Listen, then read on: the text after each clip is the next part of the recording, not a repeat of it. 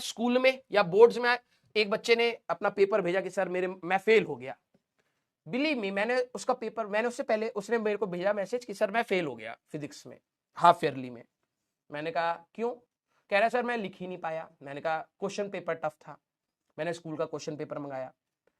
अब मेरे पास सही में, मैं वैसे शो नहीं कर सकता, नहीं तो मैं शो करता। अब बच्चे की भी वो है, चलो छोड़ो। एक भी ऐसी चीज नहीं थी, एक भी सिंगल चीज ऐसी नहीं थी जो क्लास में नहीं बताई गई। अब मेरे को इस चीज से दुख हुआ कि यार क्लास में आपको जब सारी चीजें बताई गई हैं, कम से कम इतना तो करो कि आप इसको लिख पाओ। क्या फायदा हुआ भाई फिर पढ़ने का, कि तुम जानते हुए भी लिख नहीं पा रहे हो। फिर कह रहे कि सर, मैंने उसको बस यही बात बोली कि पेपर तो बहुत आसान था। मतलब ठीक है, मैं ये नहीं कह रहा हूं आसान, मतलब आसान इन द सेंस कि जो पढ़ाया गया था वही आया है। ठीक है, ऐसा बिल्कुल नहीं है कि आउट ऑफ बॉक्स आपसे कोई ऐसी चीजें पूछ ली गई हैं कि जो आपको पता ही नहीं। अगर आपको पढ़ाई हुई चीज है तो वो आपको, मैं उसको इजी कैटेगरी में ही बोलूंगा, सीधी सी बात, क्योंकि आपको पढ़नी चाहिए थी, सीधी सी बात। अब बात आ रही है, फिर कह रहा सर मेरे को कैसे लिखा जाता है ये नहीं समझ आ रहा, कैसे मैं लिखूं। अरे भाई, जो कई बच्चे कहते हैं सर आप इतने सारे स्टेप्स क्यों बढ़ाते हो? अरे क्योंकि इससे तेरे को भी आदत पड़ेगी, इसमें 10 स्टेप तेरे को जोड़ने पड़ेंगे। अगर यही डेरिवेशन 2 मार्क्स की आएगी तो तू नंबर ऑफ स्टेप्स को कम कर सकता है, मेन चीजें देखी जाएंगी। अगर ये मान ले तेरा 5 मार्क का सवाल है, उसमें 3 मार्क का ये सवाल हो गया और 2 मार्क्स का इसी के ऊपर न्यूमेरिकल डाल दिया, ऐसा कोई न्यूमेरिकल डाल दिया इसी के ऊपर, अब जिसको ये डेरिवेशन आती होगी वही ये इस कंसेप्ट को कर पाएगा। ये सवाल हमारे पास वेव फ्रंट से रिलेटेड। तो अब कोई बच्चा बोले कि सर मैं इसको लिखूं कैसे, तो वो क्वेश्चन के मार्क्स बताते हैं कि आपको कैसे रिप्रेजेंटेशन करनी है। यही चीज प्रॉपर 5 मार्क में आ गई अगर, तो भाई हर चीज प्रॉपर लिखनी पड़ेगी कि A and B are on the same wave front oscillating in same phase. when light will move from B to C, let time taken is t, तो length BC that will be equal to V1 into t, V1 is the speed of light in medium। ये पूरा बताना पड़ेगा। ये जो हम लोगों ने यहां पे लिख दिया, बच्चे ये भी नहीं लिखते हैं, सीधे छाप के आ जाएंगे, फिर कहेंगे मार्क्स नहीं आ रहे। जैसे 10वीं क्लास में तुम प्रेजेंटेशन करते थे ना, हर चीज बताते थे कि refractive index of medium two म्यू2, स्पीड v2, ये लिखना पड़ेगा भाई, ये लिखना पड़ेगा। फिर उसके बाद ये आपको ट्राइंगल बनाना पड़ेगा, ये नहीं कि कुछ भी आपने रैंडमली बना दिया, तो ये बताना पड़ेगा। When light moves from B to C in time T, the same light in medium 2 will travel a b dash is equal to v2 into t, because velocity of light in medium 2 is different, that is v2। so we will connect b dash and c because these are the point oscillating in same phase will generate the refracted ray wave front। ये refracted wave का wave front बनाएंगे।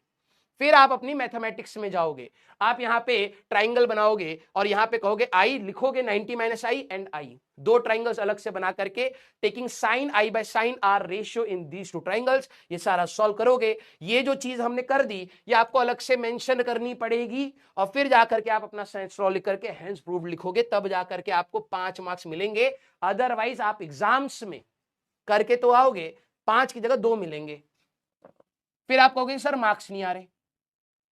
वही चीज का representation matter करेगा भाई, और 75 से नीचे अगर गिर गए भूल जाओ जेई मेंस भी, एडवांस तो बहुत दूर की बात है, एनआईटी तक हाथ से जाएंगे आपके।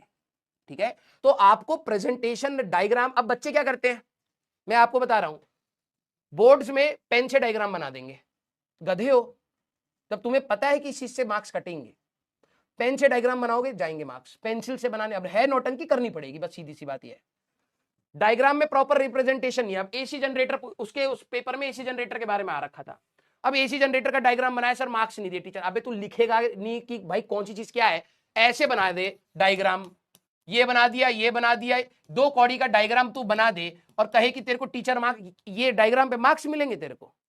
प्रॉपरली बताना पड़ेगा भाई, हर चीज लिखनी पड़ेगी, एरोज बना करके, ये परमानेंट मैग्नेट, ये हमारे पास कॉइल, ये स्लिप रिंग्स, ये सारी चीजें बतानी पड़ेंगी, नॉर्थ पोल साउथ पोल, सारी मैग्नेटिक फील्ड की डायरेक्शन सब मेंशन करना पड़ेगा।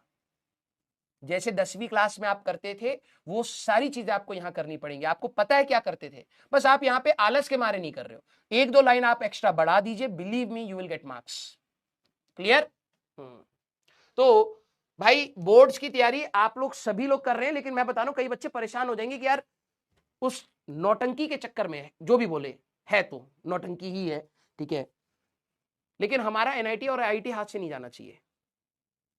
जो बच्चे बेसिक उसको मिस कर जाते हैं ना, मैं लिटरली बता रहा हूं, आपका दर्द 10 गुना बढ़ जाएगा।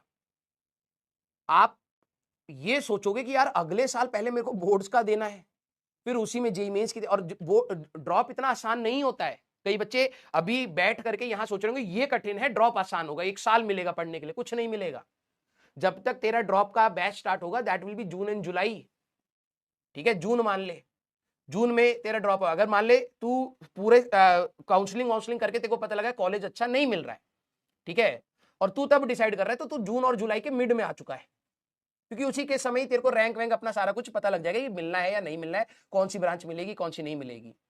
अब बात आती है, वहां से स्टार्ट होगा और दिसंबर में खत्म होगा, 6 महीने ही है। जनवरी में तो भाई 10-15 दिन है, वो तो तेरे सेल्फ रिवीजन के हो गए, टेस्ट के हो गए। जनवरी तो कुछ है ही नहीं हमारे पास, ये मान के चल।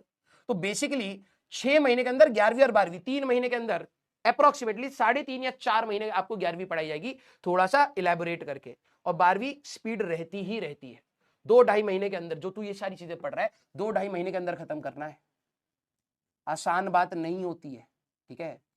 नीट साइड में मैं बच्चों को पढ़ा रहा हूं, तो मैं उनको बोलता हूं कि वो बच्चे सोचते हैं कि यार अगर हमारे 2 अटेम्प्ट हो जाएंगे तो सही हो जाएगा। हाँ, एक साइड का बेनिफिट होगा कि आपको एक और अटेम्प्ट मिल रहा है। अगर एक अटेम्प्ट रहता है, तबियत खराब हो गई या कुछ सिचुएशन हुई तो आपका एग्जाम मिस हुआ, तो पूरा प्रोसेस खराब हो गया।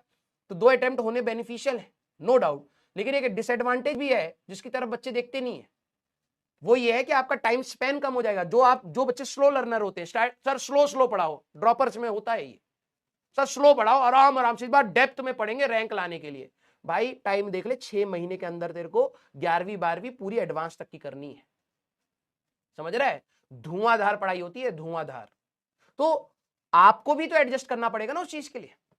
तो इसीलिए मैं आपको कह रहा हूं, तरीके से तैयारी अभी से करते हुए चलिएगा, बोर्ड्स में फंस मत जाना। अदरवाइज 6 महीने के अंदर 11वीं 12वीं दोबारा से, और उसी में बोर्ड्स का रायता और आ जाएगा।